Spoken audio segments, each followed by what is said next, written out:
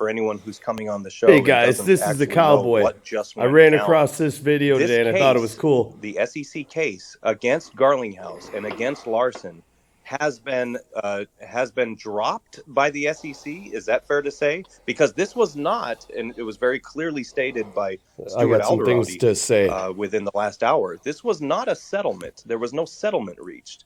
This case was actually dismissed. Strange, right? No, it's a complete turnaround from the SEC. It's dismissed with prejudice. And there was a question out there that said, "What's that mean with prejudice against the defendants?" That means that the SEC cannot bring these charges against Brad Garlinghouse or Chris Larson again, and that's what it means. So the parties agreed that this case forever would be thrown out and dismissed But why? voluntarily by the SEC. So They've it never is used them logic before. accepting the fact that, Brad Garlinghouse and Chris Larson said, "Bring me my jury, bring me the trial, let's get it on."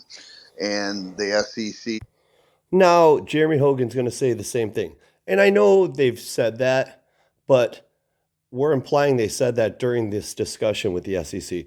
Now, I don't know if John, Mr. Deaton, the legend, is saying that's what they said because he knew they said that, but it sounds like he's saying he's referencing things that they've said in the past, which is all, antics to, I'm not afraid, bring it. No one wants to go to the fucking Supreme Court, okay? Said, "No, thank you. We're going to concede that we don't have a shot in hell." Now, some will say that the SEC doing this so maybe they could get to an appeal on the to the Second Circuit faster because the interlocutory appeal was denied. But what's going to happen is the next stage is going to be more litigation. It's going to be the penalty stage. And Ripple, for example, has $770 million judgment against them for institutional sales. You're going to see them argue to Judge Torres two things. One, that's not profit. Here's the thing, guys. Call it $1 billion. That is significant. Okay. So, I know they've got all this escrow and all that stuff. But if we separate XRP from Ripple, and a lot of investors do, especially big ones, they're looking at that as risk, huge risk. And it's not affecting the market cap by $1 billion or 770 whatever million. It's multipliers in investing. It could be 10x, it could be 5x, it could be 20x. Depends on how they're viewing this as a security when it goes public. And that is a lot of cash. That's a lot of risk. So you got to factor that into the evaluation. What would it be if that wasn't there? And I'll tell you what, it would be more than $100 a share right now. I can tell you that. I promise you that. But, let's listen. Just thought that was an important thing.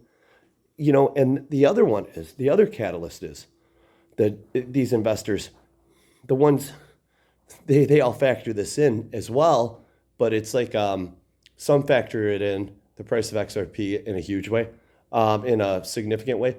But the ones that don't still know if the price of XRP goes down, that also hurts Ripple. So you've got that variable too. So this uncertainty for Ripple with this settlement is significant.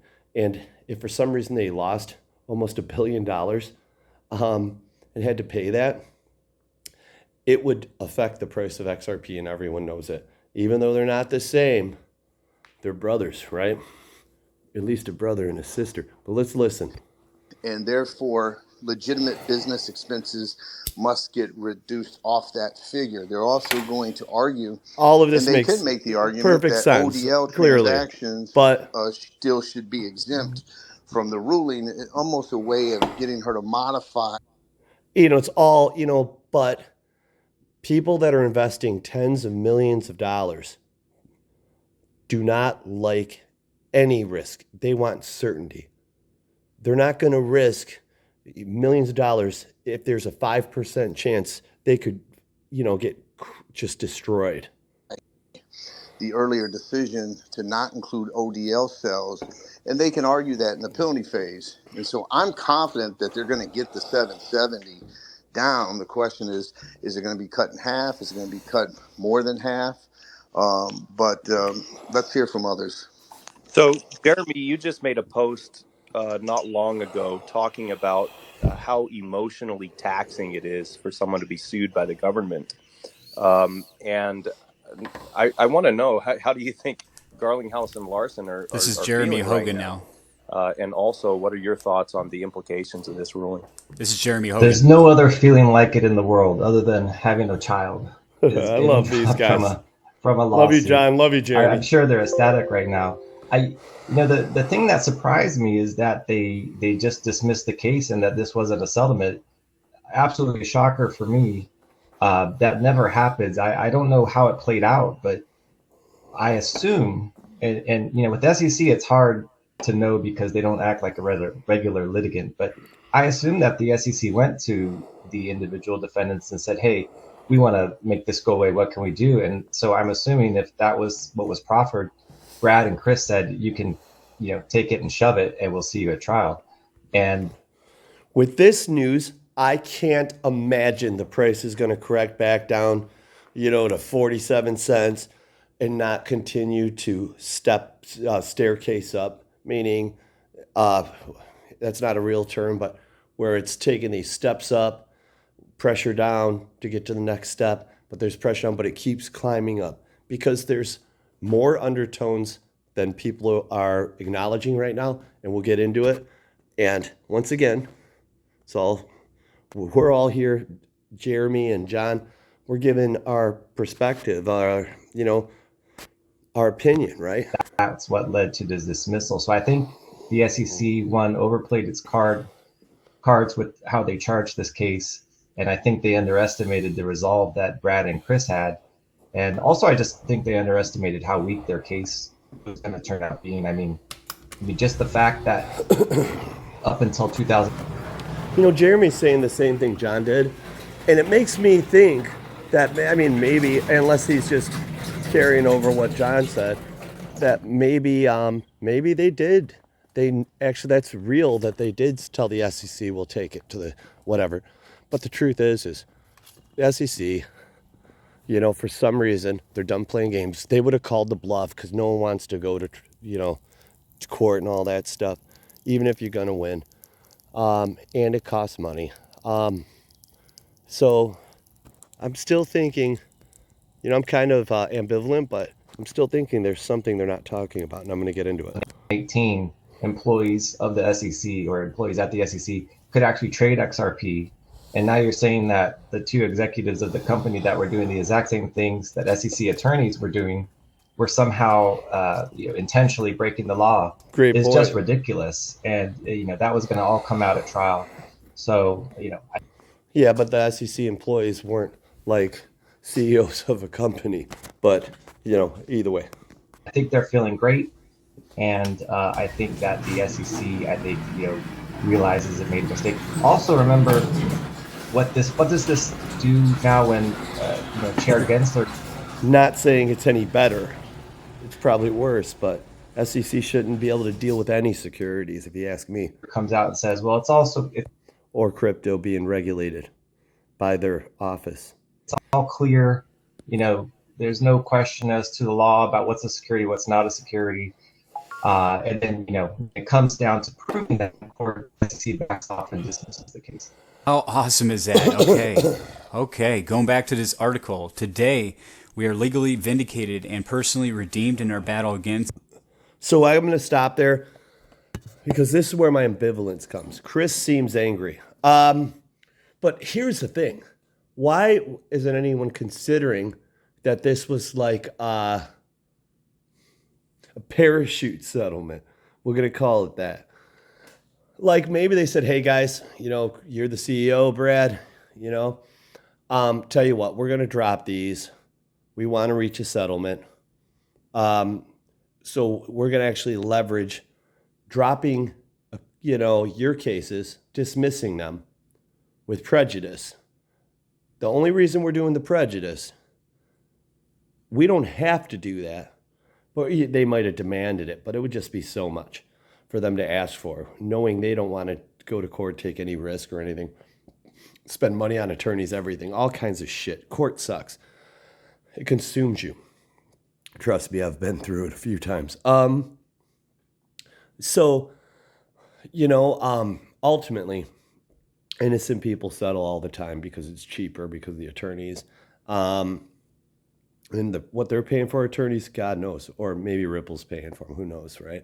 But I'm sure they are. But either way, point is there's a certain degree of risk. So what if they were like, tell you what, we're going to drop the charges on you guys. We want to settle this. We want to get rid of it. So you're going to have to work with us somehow on the settlement. Whatever that means. And it makes logical sense to me, I mean, I think this settlement started back when they bought all the shares back from Tetragon, for twice the amount of money they could have bought it on Link2 for. Okay, it's just odd. I think they had to clear that up, or it was recommended to, and they did. But bottom line is, it's odd to me that the SEC would settle anything. That's not their behavior. It's definitely a change in direction, which is surprising. And they did it with prejudice, almost like it was like, hey, yeah, but you got to do it with prejudice if we're going to agree to this negotiation to settle. And they probably already have a figure in mind. They did that then. So I know the 9th isn't a settlement thing, but it kind of feels like it was, and they were talking settlement with Chris and Brad already. So, and they've probably been talking for a while, but, it got serious. A troubling attempt to abuse the rules in order to advance a political agenda to suffocate crypto in America. It is a travesty that we were forced to defend ourselves from an ill-advised attack that was flawed from the day it was filed, said Executive Chairman Chris Larson. While justice ultimately prevailed, the government's actions that led to this point raise questions about the origin and motivation of this lawsuit. It is an abuse by administrative state that politically connected special interests that clear and even proven conflicts of interest were able to drag out our names through the mud in an attempt to ruin us personally and destroy a company so many have worked so hard for so long to build, including a lot of fans that are rooting for this company. Because Ripple's the chosen one to lead. Okay, so now when I hear that, this is where my ambivalence comes.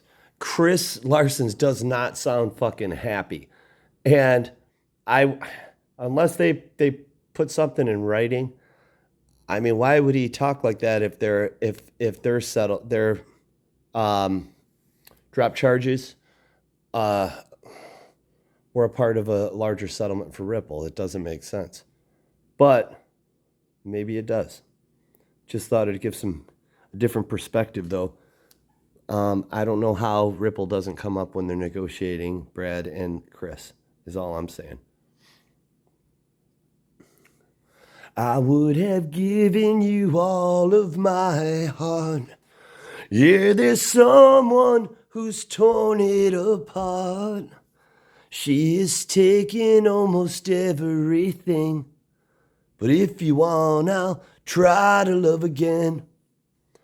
Baby, I'll try to love again, but I know the first cut is the deepest. Baby, I know the first cut is the deepest. I don't know if please like, subscribe, leave a comment. Tell me what you think. I'm curious. I'm trying to figure this out. Has the garage battery been beeping? I'm working on replacing it, but I found one in my garage, so I don't know if it's dead or not. Love.